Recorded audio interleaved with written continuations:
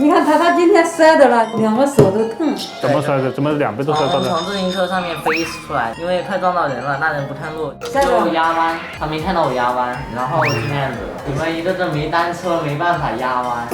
什么压弯的，我都不懂什么子。就是不懂。自行车贴着地面，整个身子斜过来骑着。那我就吃的。跟我妈好久了。完了，这人家没摔到，你摔到嘞。我要是想不摔，我直接撞他了。这个你骑单车要慢一点嘛，拐弯的时候肯定都要慢点。我亮哥骑个电动车都能压弯。好了好了。哎呀，那你撞到别人了，别人会找你麻烦。别人找我麻烦，他能找我亮哥麻烦。等一下去找亮哥去，到时候他就一堆第三个了。他军训就打了10人。你只要把自己管好就可以。你管好你自己。跟他混不行，找个靠山，没人敢颠我。那是啥靠山嘛？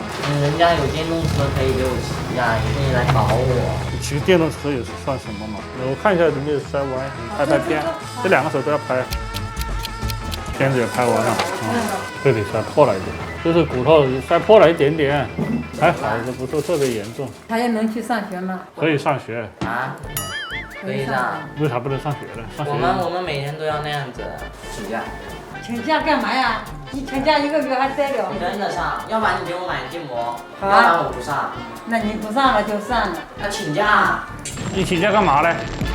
在家。在家干嘛？你的现在都戴眼镜了，还不好好去读书，这有啥上不了的？现在听老师讲课。对啊，你这个主要这个左手，你右手还能动啊。除非你买摩托，不然不去。那摩托不摔得更重了。然后到这个旁边去包手。啊，疼！好，放下。